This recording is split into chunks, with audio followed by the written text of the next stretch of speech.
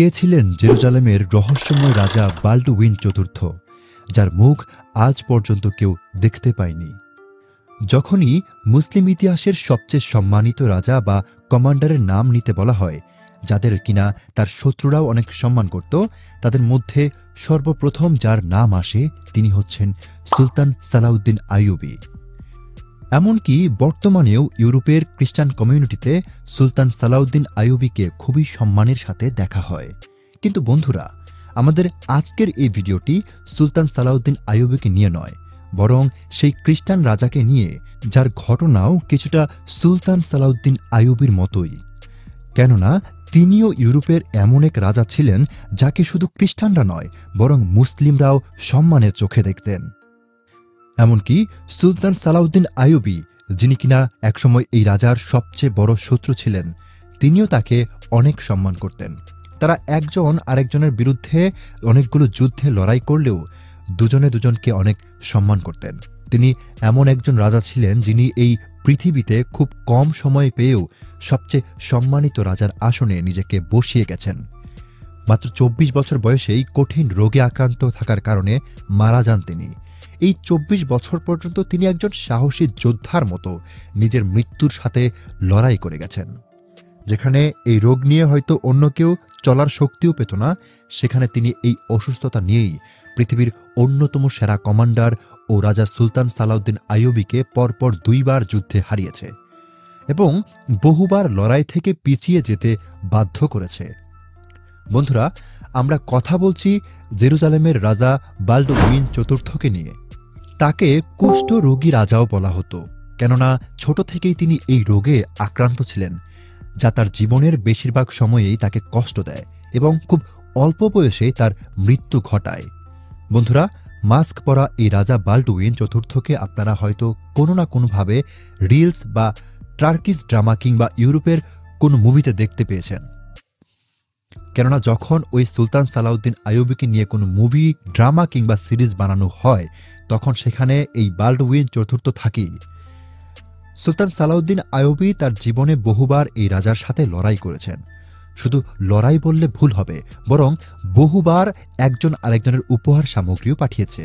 কিন্তু আজ পর্যন্ত কেউ এই রাজার মুখ দেখতে পায়নি। তিনি সবসময় তার চেহারা একটি মুখোশ দিয়ে ঢেকে রাখতেন। আজ পর্যন্ত কেউই তার চেহারা দেখতে পায়নি। এমনকি তার মৃত্যুর পরপরই জেরুজালেম মানে আল আকসাতে খ্রিস্টানদের সকল ক্ষমতাও হারিয়ে যায়। তো বন্ধুরা, আজকের এই ভিডিওর মাধ্যমে আমরা জানার চেষ্টা করব কেন এই রাজা সবসময় নিজের চেহারা ঢেকে রাখতেন, আর কেনই বা এই রাজার মৃত্যুর পরপরই এই বংশের ও খ্রিস্টানদের সকল ক্ষমতা জেরুজালেম থেকে উধাও হয়ে যায়। তো বন্ধুরা, চলুন আর দেরি না করে শুরু করা যাক আজকে এই ভিডিওর অসাধারণ গল্প। তবে তার আগে নতুন ভিউয়ার্স আমাদের চ্যানেলটিকে সাবস্ক্রাইব করে পাশে থাকা বেল আইকনের অল বাটনটি প্রেস করতে ভুলবেন না। বন্ধুরা, ১১০০ সাল থেকে ১৩০০ সাল পর্যন্ত সময়টাকে সালিবি সময় বলা হয়ে থাকে। সালিবি হচ্ছে আরবি শব্দ, একেই ইংরেজিতে ক্রুসেড বলা হয়। আর ক্রুসেডর বলতে ইউরোপীয় খ্রিস্টানদের বোঝানো হতো, যারা জেরুজালেম শহরকে মুসলিমদের শাসন থেকে মুক্ত করার দাবিতে ইসলামী প্রাচ্যে আক্রমণ করেছিল। সে সময় মুসলিম ও খ্রিস্টানদের মধ্যে একের পর এক যুদ্ধ লেগেই ছিল, আর এই সবগুলো যুদ্ধ হতো জেরুজালেমকে কেন্দ্র করে। মূলত ৩টি ধর্ম, ইহুদি, খ্রিস্টান ও মুসলিমদের পবিত্র ভূমি জেরুজালেম দখল নিয়েই মুসলিম ও খ্রিস্টানদের মধ্যে এই লড়াই চলত।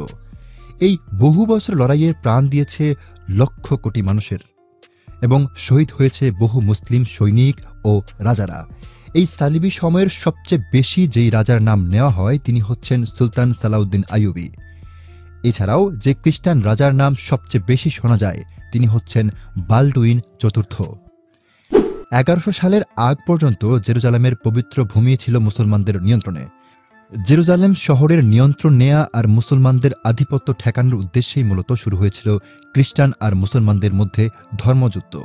খ্রিস্টানরা যাকে ক্রুসেড বলে বর্ণনা করেন, মুসলমানরা অনেক সময় একে জিহাদ বলে অভিহিত করেছেন।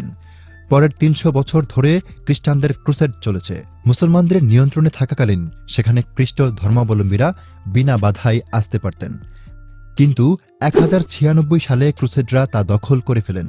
দখল করার সাথে সাথে মুসলিমদের উপর চালায় অমানবিক অত্যাচার, এমনকি সেখানে নিজেদের সাম্রাজ্য গড়ে তোলে। আর এই সাম্রাজ্যকে কিংডম অফ জেরুজালেম বলা হয়ে থাকে। আর এই সাম্রাজ্যের চতুর্থ রাজাই হচ্ছেন বাল্ডউইন IV। তিনি 1174 থেকে 1185 সাল পর্যন্ত, মানে প্রায় 11 বছর পর্যন্ত জেরুজালেম শাসন করেছে। বন্ধুরা, বাল্ডউইন চতুর্থ এর জন্ম 1161 সালে জেরুজালেমের আল আকসা শহরে হয়। তার পিতা ছিলেন জেরুজালেমের কিং অ্যামালরিক এবং মাতা কর্টনয়ের কুইন অ্যাগনেস। শোনা যায় যে 9 বছর বয়সে বাল্ডউইন একবার তার হাতে ব্যথা পায় এবং সেটা থেকে রক্ত পড়তেও শুরু করে। কিন্তু অবাক করা বিষয় হচ্ছে, এতে বাল্ডউইনের কোনো কষ্টের রিয়াকশন ছিল না। যখন তার ওস্তাদ উইলিয়ামকে এটি দেখানো হয়, তখন তিনি বুঝতে পারেন যে বাল্ডউইনের কুষ্ঠরোগ হয়েছে। রাজা বাল্ডউইনের চিকিৎসার জন্য আরব চিকিৎসক আবু সুলাইমান দাউদকে নিয়োগ করেন এবং আরও অনেক চিকিৎসক দেখান, কিন্তু এত চেষ্টার পরেও কোনো প্রকার নিরাময়ের লক্ষণ দেখা যায় না। কুষ্ঠরোগ এরকম একটি রোগ যা ধীরে ধীরে মানুষের শরীরের গুরুত্বপূর্ণ অঙ্গপ্রত্যঙ্গগুলোকে নষ্ট করে ফেলে।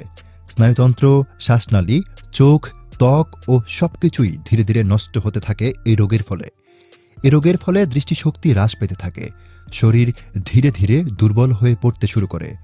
আজকের দিনে হয়তো এই রোগের চিকিৎসা থাকলেও তখন এই রোগের কোনো চিকিৎসাই ছিল না, এবং তখন এই রোগে আক্রান্ত হওয়া ব্যক্তিকে অভিশপ্ত বলে মনে করা হতো নিশ্চয়ই সে এমন কোনো জঘন্য পাপ করেছে যার ফলে উপরওয়ালা তাকে এরকম ভয়ঙ্কর একটি রোগ আযাব হিসেবে দিয়েছে।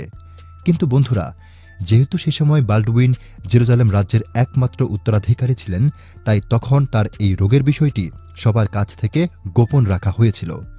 কিশোর বয়সে অসুস্থতার মুখেও বাল্ডউইন ছিলেন অস্থির, দৃঢ়প্রতিজ্ঞ এবং আশাবাদী। সুন্দর চেহারা, শারীরিক গঠন, হাঁটা চলা এবং নিজেকে প্রকাশ করার ধরনে তিনি তার বাবার অনুকরণ করতেন। বাল্ডউইন দ্রুত শিখতেন, কিন্তু তিনি তুতলাতেন। গল্প এবং ইতিহাসের পাঠ শুনতে তিনি উপভোগ করতেন। তিনি ছিলেন খুবই বুদ্ধিসম্পন্ন একজন কিশোর। কিন্তু চিন্তার বিষয় তো তখন শুরু হয় যখন হঠাৎ করে 1174 সালে বাল্ডউইনের বাবা, মানে জেরুজালেমের তৃতীয় রাজা মারা যায়, আর বাল্ডউইন চতুর্থকে সিংহাসনে বসিয়ে দেওয়া হয়। তখন তার বয়স ছিল মাত্র 13 বছর। বাল্ডউইনের দুজন বোনও ছিলেন, একজনের নাম ছিল ইজাবেলা ও আরেকজনের নাম ছিল সিবিলা। ইতিহাসের পাতায় সবচেয়ে বেশি জায়গা করে নিয়েছিল সিবিলা। এর কারণ শুধু তার সৌন্দর্য নয়, বরং তিনি রাজ্যের বিভিন্ন কাজে অনেক গুরুত্বপূর্ণ ভূমিকা পালন করেছে। 1176 সালে তার বোন সিবিলা মন্টফেরাটের উইলিয়ামকে বিয়ে করে, কিন্তু পরের বছরই উইলিয়াম মারা যান। পরে 1180 সালে ত্রিপোলির কাউন্ট রেমন্ড তৃতীয় এবং অ্যান্টিওকের রাজপুত্র বোহেমন্ড তৃতীয়ের অভ্যুত্থান ঠেকাতে বাল্ডউইন সিবিলাকে ফ্রান্সের অন্যতম সেরা সেনাপতি লুসিগনান গাইয়ের সাথে বিয়ে দেন। বন্ধুরা, মুসলমানদের কাছ থেকে জেরুজালেম নিয়ে নেওয়া এত বছর পরও এই সাম্রাজ্য কখনোই ইনস্ট্যাবল ছিল না, কিন্তু গাইয়ের সাথে সিবিলার বিয়ের পর এই সাম্রাজ্য অনেক শক্তিশালী হয়ে ওঠে। বন্ধুরা, যে সময় জেরুজালেমে এই সব কিছু হচ্ছিল, সেই সময় অন্যদিকে সুলতান সালাউদ্দিন আইয়ুবী অনেক এলাকা নিজের দখলে নিয়ে নিচ্ছিল। 1177 সালে এসকালান শহরে দখল করার উদ্দেশ্যে যখন সুলতান সালাউদ্দিন আইয়ুবীর সামনে আগাতে শুরু করেন, তখন অন্যদিক থেকে বাল্ডউইন চতুর্থ ও তার একটি বড় সৈন্যদল নিয়ে মোকাবেলা করার জন্য বের হয়ে পড়ে। তখন কোষ্ঠ রোগের কারণে বাল্ডউইনের ডান হাত পুরোপুরি অকেজু হয়ে পড়েছিল। তবুও তিনি বা হাতের জোরেই যুদ্ধে লড়াই করতে চলে গিয়েছিলেন। মন্ট গিসার্ড নামে একটি জায়গায় তাদের যুদ্ধ সংঘটিত হয়, যা ইতিহাসের অন্যতম একটি ভয়ঙ্কর যুদ্ধ ছিল। এই যুদ্ধে সুলতান সালাউদ্দিন আইয়ুবীর সবচেয়ে বেশি ক্ষয়ক্ষতি হয়। এ যুদ্ধের পর সুলতান সালাউদ্দিন আইয়ুবী তার সেনাদল নিয়ে কায়রোতে ফেরত চলে আসেন। অন্যদিকে বাল্ডউইন চতুর্থ এর এটি প্রথম জয় ছিল, কিন্তু এই জয় বেশি দিন টিকেনি, কেননা 1179 সালে সুলতান সালাউদ্দিন আইয়ুবীর পুরো প্রস্তুতি নিয়ে আবারও জেরুজালেম দখল করার উদ্দেশ্যে বের হয়ে পড়েন এবং সালিহিদের একটি বড় সৈন্যদলকে পরাজিত করেন। যাই হোক বন্ধুরা, ততদিনে বাল্ডউইনের অবস্থা আরও শোচনীয় হয়ে ওঠে। তার শরীর অনেক দুর্বল হয়ে পড়ে, তিনি চোখের কম দেখতে শুরু করেন। তার অবস্থা এতটাই খারাপ হয় যে কারো সাহায্য ছাড়া তিনি চলতেও পারতেন না। তার অবস্থা এতটাই খারাপ হয়ে পড়ে যে ইতিহাসে তার নামও লিপার কিং মানে কুষ্ঠরোগের রাজা রেখে দেওয়া হয়।